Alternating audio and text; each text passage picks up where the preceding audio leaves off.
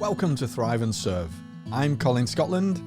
We explore how being our most authentic selves is what truly and powerfully amplifies our impact. Today, I want to talk about letting go of judgment, aiming without judgment. It's a powerful one, and it helps us to be more productive, more powerful, and more in flow in the work that we do in service of others. So take a deep breath with me.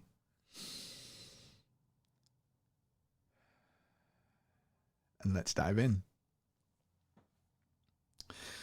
When we let go of judgment, we create a space for the new ideas, new things, and for us to be able to step outside of that zone of comfort that often keeps us playing small, not making the leaps and growth that we know we can make. We know it in our heads, but we don't do it. We're held inside of this almost invisible prison that keeps us. And judgment is the killer of progress, of productivity, of flow state, of genuinely creating something that helps others and makes a difference in people's lives. If we think about this from a goal setting perspective, as an example, if we have a goal to do anything, to go to the gym 3 times this week, to hit a milestone revenue target in my business, to acquire a number of clients, whatever the target, the goal might be, then whether we hit that target, meet it, or fall short of it, the reaction to is what we're talking about here with the judgment. So we have a goal to hit a 20K per month target in the next 4 weeks, and we don't hit it. Or we hit it a week early, or a week late, or 4 weeks late. It's irrelevant, right? The idea is the reaction. So oh no, we didn't hit that goal. We didn't meet that target. We didn't get to the gym that 3 times this week when we set out to do that. We only went twice. I want to go 5 times. I only went 4. I only went 2. And this is where judgment steps in. We heap on ourselves this self-judgment, this critique, this inner critic around what we haven't done. What we haven't done. In my mastermind circles, we have a part of the session where we focus on wins, progress, and challenges. It's where people check in to see where they're at the start of the session. Hey, I'm an 8 out of 10 today, and here's why. We deliberately focus on celebrating our wins because we are very quick, all of us, very quick to minimize or diminish those things that are successes. Oh yeah, I got 2 new clients. Nah, but I haven't done this. I haven't done that. I haven't done this. And this is judgment at play because we are almost glossing over the fact that we've made great progress. We've done amazing things. And the energy of the positive is much outweighed by the energy of the negative, the judgment energy. So we deliberately portion time to celebrate, to cheer. I have this clap that I bring onto the thing. Woo! And we celebrate those amazing things as they happen because we are too quick, too often, to heap on judgment and not look at the wins, the things that we're grateful for. I love how Dr. Joe Dispenza says that attitude is the ultimate state of receivership.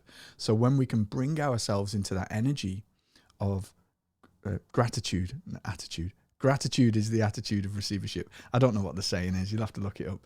But it's essentially conveying this idea that as we lean into the energy of gratitude, that brings us into a higher vibration, a higher frequency of energy. And then our world changes. So Like frequencies attract like, everything is energy.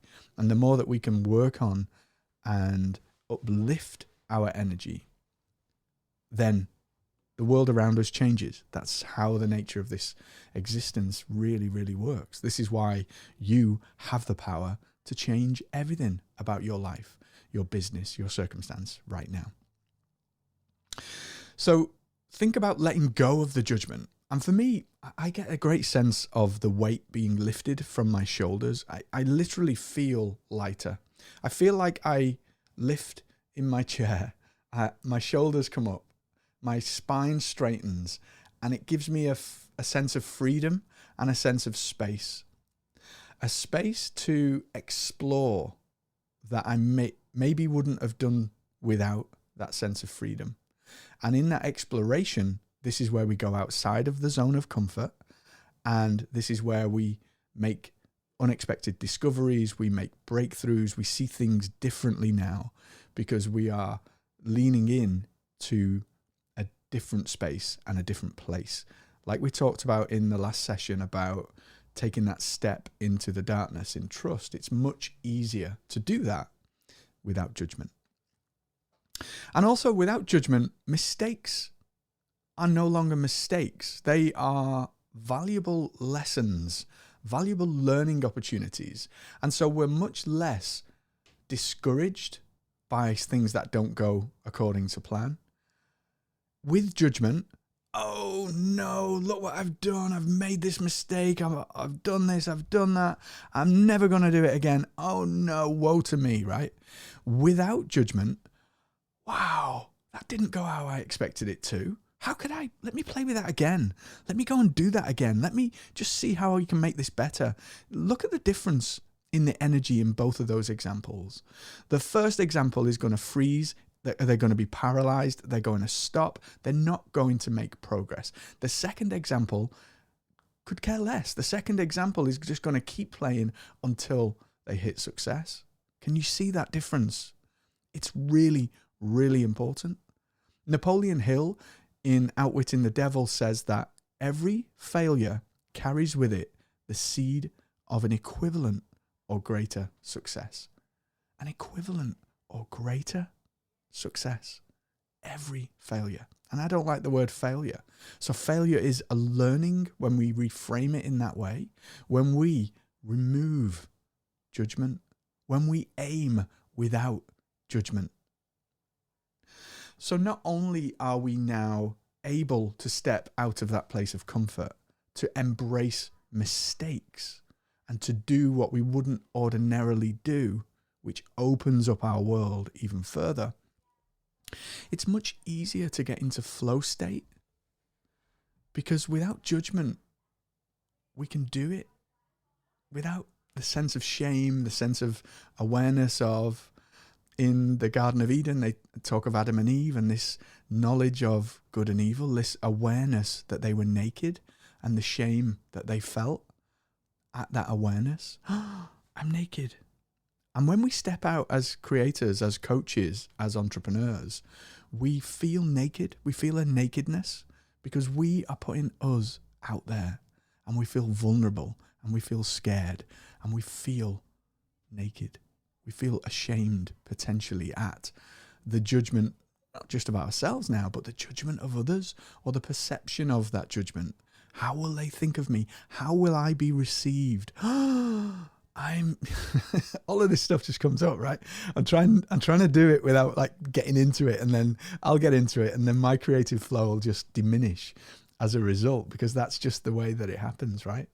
And so here you find yourself just being in a place where authentic expression becomes difficult because you are judging yourself, and the judgment is the thing that's stopping you from getting into creative flow.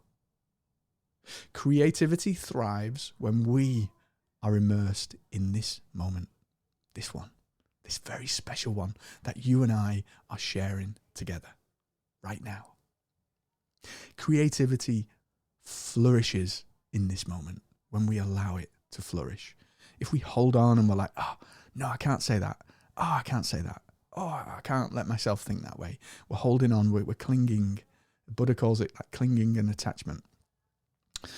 If we're in that place, then creativity becomes stifled and we're not able to create magic.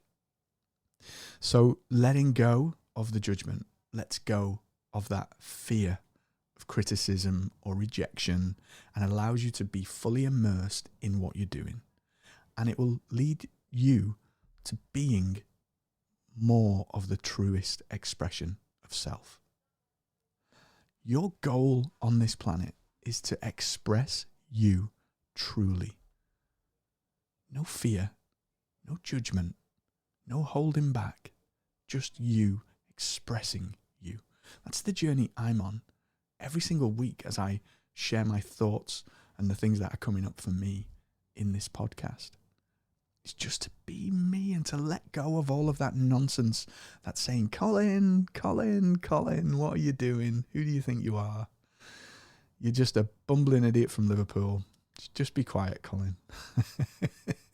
and it weighs you down. It's heavy. That negativity is heavy. And so Jesus said that my yoke is light. It's joy. The joy of that is light. The energy of positivity is light. It's much lighter than the heavy weight of negativity, than the heavy weight of judgment. And so here, can you see how we are just beginning to cultivate self-compassion? We're beginning to allow ourselves to be kinder to ourselves in that judgment. So the judgment, we're not even judging the judgment. This is meta now, right? We're not judging the judgment. We are allowing it to be without the judgment. We're letting go of any sense of judgment. We're letting go of any feeling that we've fell short or we've fallen short. We've fallen short. Think about that language right there. That's basically saying that we are not enough. We are not worthy because we've not hit this milestone. We've not hit this goal. We haven't done this thing that we set out to do. And so if we just let that go and bring in aiming without judgment, cultivating this sense of self-compassion, of kindness to self, the energy again is different. Can you see how everything is energy here? Everything is going to lift and elevate how we show up for ourselves and how we show up for others. How you show up for those people that you serve with what you do. It's all energy. This is what it means when they say the answers you seek are inside of yourself. If you can connect with that, if you can play with that, you will change and the world around you will change as a result. Truly.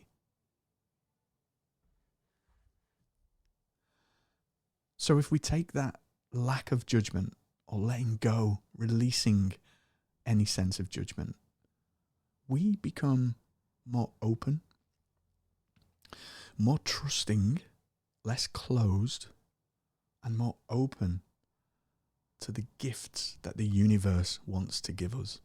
Those gifts of abundance, free-flowing abundance, of joy, of blessings that you can not even count because they are so many. All of that is there and open to each one of us if we can not be closed and open the door to those things. Jesus said, knock and the door will open. We have to knock. You have to knock in order for that openness to take place, in order for that gift to be given. So how do we do it? How do we aim without judgment? Sounds well and good, Colin. I like the idea of this, of letting go, of not judging myself, but thoughts keep coming up. Yes, they do. Welcome to reality. Welcome to the human condition. So one of the things that I love to play with and explore and experiment with and diligently practice is my meditation practice of trying to be mindful, of working on the muscle of mindfulness. And for me, mindfulness, my practice is meditation. So I sit in meditation each day and I observe what's going on. I observe the thoughts, the feelings. Don't try and get rid of them. That's not the point of meditation. Your thoughts aren't your enemy. Your thoughts are part of who you are. So the goal in this is for you to rise to the top, for that positivity, that joy, that innate sense of who you truly are to become, to move to the surface so that you can see, view, observe without judgment. Without judgment. That's the key. Without judgment. And you can observe without judgment in those moments when things are tough. Not when you're sat in peace and harmony and quiet and stillness. It's easy when you're sat then. It's easier. It's not easy. It's easier. But when trouble comes, when darkness is at your door, that's when that muscle is the key to letting go of judgment. I did a keynote presentation last week for the guys at coaching.com for a summit, and I was sharing my learnings on AI for coaches, a topic that I am deeply passionate about, because this to me is the lever, the enhancer, the great accelerator of universal consciousness, as we as coaches and people who act in service of others are able to amplify what we do with the technology. So love the message, love sharing all of the things that I'm learning.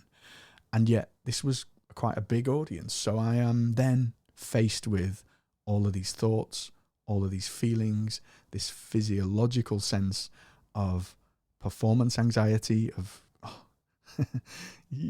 all of these people, Colin, and they're going to want to listen. Why are they going to want to listen to you? And then all of this stuff comes up, and that negative cycle is just there. It's just there in the background, dealing with it all the time. So what mindfulness and meditation and practice does for me is it allows me to replace that negative self-talk and to bring in that positivity, to exercise that muscle of seeing, to exercise that muscle of being in that place of witness consciousness, being that in that place of the observer, to see, I can feel that in my body. I can feel my body physically shaking now. I can feel my heart rate going up. And I have this sense, and I have a feeling in my stomach of butterflies, and I'm feeling it, but I'm awake. I'm alert to it and able to see it. And then when you're able to see it, you're able to transmute. You're able to transmute that energy of performance anxiety into the energy of creativity and change the frequency, channel that, because it's there. It's part of who you are. That self-talk, that all of that stuff. It's part of who you are. And one of the greatest gifts on my journey in that process was reading Don Miguel Ruiz's book, The 4 Agreements. And the first of those 4 agreements, it's a wonderful read. If you've not read it, highly recommend that you do. The first of those 4 agreements is to be impeccable with your word. When you are impeccable with your word, not just your word, the things that you say, right? It's not just the things that you say outwardly. It's the things that you say inwardly. And when you are impeccable with your word and you're able to exercise the muscle of awareness to see, I'm criticizing myself here, I'm beating myself up here, and you're able to choose a different response in that moment. So we let go of judgment. All of a sudden, we can embrace the imperfections of the reality of life. So that talk that I gave, it was a beautiful experience. It was a powerful message of sharing, and I grew through that process. Next time I do something like that, I'm going to go through the same process again. It's just part of the experience. So embracing that, letting go of judgment and just allowing it to be, and then not letting it stop you, allowing it to let you grow and go into flow. That's the key. That's the key. Reframing how you view mistakes and failures. And then a big one that I wish I could have told myself many years ago was, Colin, surround yourself with other people who are on the same path. Surround yourself with people on the same journey, people who are cheerleading you, people who are wanting the best for you, because that is massively powerful. Where people are gathered with the same intention, with the same energy, sharing a goal of growth, abundance, success, magic happens in that. Magic truly happens. I see it every day inside of our unlimited calls, inside of my mastermind community, when we're all collaborating to try and fix and help and solve and support each other. It makes a massive difference because we stay closed, we stay inside of ourselves, and that judgment is allowed to grow. Whereas just seeing ourselves reflected in the lives of those people around us, that in itself can be a powerful thing to take you out of that cycle of judgment. So just to kind of close this off, looking at this idea of aiming without judgment, of truly stepping in to who we are on this planet to be, and letting go of any desire for a specific outcome. That's when magic happens. That's when magic outcomes happen. So Lord Krishna in the Bhagavad Gita talks about following your dharma, doing it full out, and letting go of any attachment to a desired outcome. That's what it means to let go. That's what it means to aim without judgment. And my invitation to you is to aim without judgment. Live in this moment right now. Enjoy every moment. And cultivate that practice, that sense of energy lifting, frequency rising, of the light, the fun, and the easy growing in you, growing in the things that you do, so you too can make magic. Make magic in your life, and make magic for those people that you serve. Thank you for joining me today on Thrive and Serve. I'm Colin Scotland, and if you found this content helpful, I would encourage you to share it with someone who needs to hear it. And go let your unique light shine in the world in the way that only you can. I'll see you